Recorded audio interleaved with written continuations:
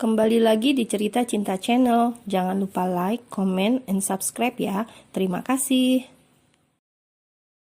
Setelah pernikahan Diora dan Davis selesai, Debbie langsung pulang ke apartemennya diantar oleh papanya. Ia memang tak tinggal bersama orang tuanya karena ingin hidup mandiri. "Terima kasih, Pak. Mau mampir?" tawar Debbie setelah sampai di depan apartemen Casa de Jewel, tempatnya tinggal selama ini. "Tidak, masih ada urusan yang harus aku selesaikan," tolak Lord Deus. Matanya menatap lekat wajah Gaby.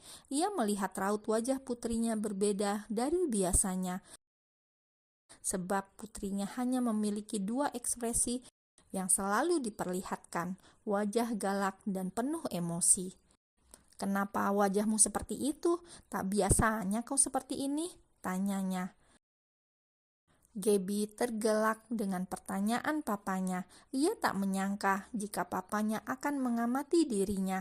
Memang sangat jelas ia mengekspresikan rasa kecewanya hingga orang lain bisa melihat apa yang dirasakannya saat ini. Kecewa dengan George yang melupakan janji mereka dan tak mengenali dirinya. "Siapa yang kecewa? Biasanya aku juga seperti ini, Pak," elak Gaby, tak sadar jika dirinya membongkar apa yang dirasakannya saat ini. Lord Deus menyunggingkan senyumnya. "Papa tak mengatakan jika wajahmu terlihat kecewa, tapi kau sendiri yang mengatakannya pada Papa. Memang apa yang membuatmu kecewa?" Gaby baru menyadari apa yang ia katakan barusan. Tak ingin diinterogasi lebih dalam lagi oleh papanya, ia segera pamit. "Aku masuk dulu." Gaby langsung turun. Lord Deus yang melihat tingkah laku anaknya begitu aneh hanya menggelengkan kepalanya dan bergegas kembali ke kartelnya. Gaby langsung masuk ke dalam kamarnya dan membersihkan dirinya. Ia berganti dengan baju tidurnya, lalu merebahkan dirinya di kasur empuk dengan nyamannya. "Kenapa aku harus bertemu dengan pria itu lagi?" rutuk Gaby menghela nafasnya kasar. Gaby sangat menyesal datang ke pernikahan sahabatnya. Jika dia tahu bahwa George adalah asisten calon suami Diora, mungkin ia tak akan datang. Bertemu dengan George lagi membuat tekadnya ingin melupakan pria itu menjadi semakin sulit. Ia hanya bisa berharap semoga tak akan bertemu lagi setelah ini. Cukup hari ini adalah yang terakhir. Setelah meminum obatnya, Gaby langsung tertidur pulas tanpa memikirkan apapun lagi. 2 hari kemudian, selama kurun waktu itu, Gaby merasa dirinya berjalan seperti biasanya. Meskipun ada yang berbeda sedikit, yaitu tanpa sahabat yang menemaninya. Tapi dia sangat senang dengan kesendiriannya. Harapannya terkabul, tak bertemu dengan pria yang paling dia benci lagi. Gaby bermain dengan MacBook-nya, membuka software SketchUp. Tangan terampilnya mendesain bangunan-bangunan untuk dia jual kepada orang-orang. Sekaligus dia membuat konten untuk channel YouTube-nya, khusus desain arsitektur dan tutorialnya. Channelnya sudah mencapai 20 juta subscriber. Tak ada yang tahu bahwa dirinya adalah orang di balik akun bernama Garci yang sudah sangat terkenal di benua Eropa karena ia tak pernah menampilkan wajahnya. Bahkan sahabatnya pun tak tahu tentang hal itu. Sumber penghasilannya selama ini berasal dari YouTube dan orderan pribadi kepada dirinya untuk membuat desain hunian, baik skala kecil ataupun besar. Betapa nikmatnya hidup jika tenang seperti ini, gumam Gaby. Lalu menikmati camilan dan kopi yang ia beli melalui aplikasi online. Sementara itu, pagi-pagi sekali, George sudah berada di kantor Triple D Corp. Ia harus menghandle semua pekerjaan sahabatnya yang sedang bulan madu. "Kenapa dia menelponku?"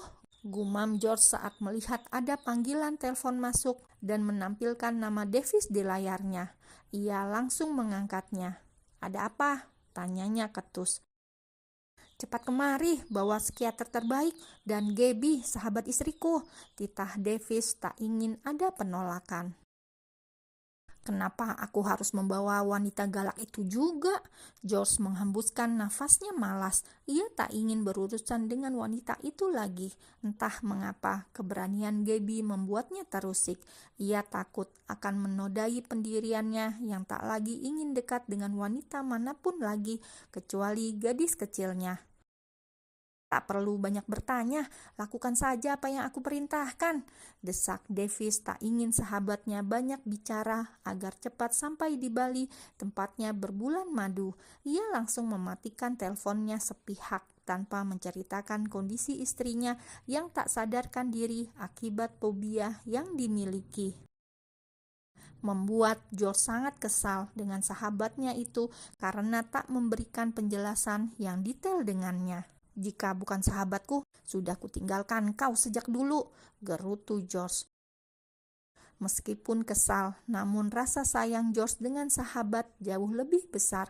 Bahkan ia rela lebih mengurus dan memperhatikan Davis dibanding kekasihnya hingga kekasihnya selingkuh.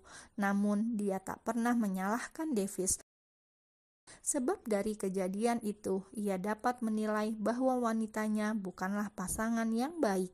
George langsung menghubungi psikiater yang terkenal di Helsinki dan memintanya untuk segera ke bandara. Mobil Tesla berwarna abu-abu itu melesat dengan cepat membelah jalanan kota Helsinki menuju apartemen Casa de Jul. George langsung ke unit apartemen milik Gabby. Sangat mudah baginya mencari tahu. Hanya bertanya dengan resepsionis yang berada di lobi, masalahnya selesai. Sebentar, seru Gabby yang berada di dalam apartemen itu. Ia berucap dengan sangat kesal sebab bel dibunyikan secara terus-menerus seolah tak sabaran sekali tamunya, ditambah mengganggu dirinya yang sedang asik mendesain. Gabby membuka pintu. Emosinya langsung naik ketika melihat pria yang tak ingin ia lihat itu. Wajah dingin George membuatnya semakin kesal. Hidupnya sudah cukup tenang 2 hari ini tanpa bayang-bayang orang di hadapannya sekarang. Sepertinya ia kurang bersungguh-sungguh dalam memanjatkan doa agar tak dipertemukan lagi dengan George. "Ada apa kau kemari?" ketus Gabby. "Menjemputmu." George langsung masuk tanpa permisi ke dalam. "Dasar pria tak memiliki sopan santun," sindir Gabby seraya menjegal kaki pria dingin itu, namun berhasil dihindari oleh George. George menatap Gabby dan tersenyum mengejek karena tak berhasil menumbangkannya. Gabby pun mengepalkan tangan menahan emosinya. Ingin sekali dirinya meninju pria yang main duduk saja sebelum dipersilakan oleh sang pemilik. "Apa kau tak pernah diajari sopan santun oleh orang tuamu?" raung Gabby menatap George dengan wajah galaknya setelah menghempaskan tubuhnya di sofa dan melipat kedua tangannya di dada. Mendengar orang tuanya dibawa-bawa, George merasa tak suka. "Jangan kau sangkut pautkan diriku dengan orang tuaku." Matanya menatap Gabby dengan tajam. "Cih, tak perlu sok galak dengan menatapku seperti itu. Apa kau ingin beradu kegalakan denganku?" tantang Gabby. George merasa perdebatannya tak akan berakhir jika terus diladeni. Ia langsung mengutarakan maksud kedatangannya. "Bersiap sekarang juga," titahnya tanpa penjelasan apapun. "Untuk apa?" Gabby merasa bingung dengan perintah yang tak jelas itu.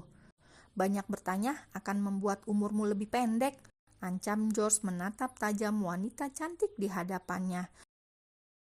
Gabby tertawa lepas dengan ancaman pria dingin itu.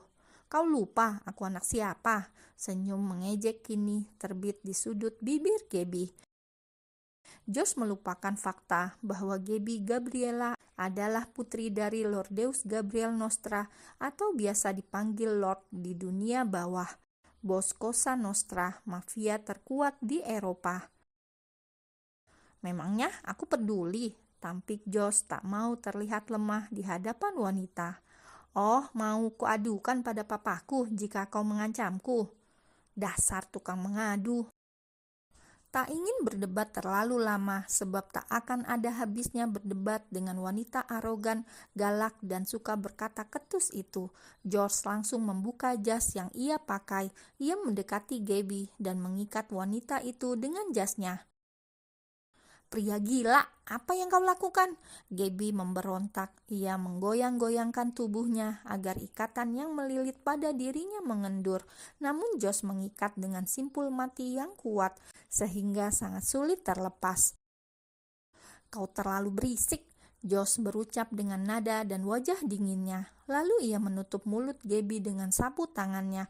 Beruntung kain itu belum digunakan untuk apapun, sehingga masih bersih. "Inilah akibatnya jika kau tak menurut dan bermain-main denganku." Ia mengibaskan kedua tangannya, seolah menghilangkan kotoran yang ada di tangannya setelah memegang Gabby. Gabby ingin berbicara, namun suaranya tak dapat keluar dengan sangat jelas. Dalam hatinya, ia berkata, "Aku membencimu sampai kapanpun." Perbuatan George terhadap Gabby malah menambahkan bubuk mesiu di hati wanita itu. Kapan saja bisa meledak jika diberi api. "Di mana kamarmu?" tanya George seraya mengedarkan pandangan matanya menyapu seluruh apartemen Gabby.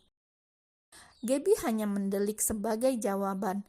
Ia merutuki kebodohan George yang bertanya dengannya, tapi tak melepaskan bungkaman di mulutnya. "Oh, aku lupa, kau tak bisa berbicara," sinis George. "Biar aku cari sendiri." Ia tak ingin melepas sapu tangannya. Sudah dipastikan wanita itu akan banyak berbicara jika mulutnya bebas untuk berucap. George berjalan menuju pintu yang ada di sana. Ada 3 pintu dan salah satunya pasti kamar Gabby. Ia akan mencari dengan membuka satu persatu. Gabby tak suka kamarnya dimasuki oleh orang lain, apalagi orang yang dia benci. Dengan kemampuan bela dirinya, Gabby berdiri karena kakinya tak diikat oleh George. "Berani kau denganku?" raung Gabby dalam hatinya. Gabby berlari dengan jarinya sebagai tumpuan agar tak terdengar langkah kakinya. Dengan segenap tenaganya, ia langsung melayangkan tendangan 135 derajat pada George hingga telapak kaki itu mengenai tepat di leher. Gabby langsung berdiri dengan tegap setelah melayangkan tendangan, sedangkan George yang tak siap dengan serangan dadakan langsung tersungkur ke depan. Gabby mendekati George. Pria itu tampak diam, tak bergerak. "Cih, hanya segitu kemampuanmu, ingin macam-macam denganku."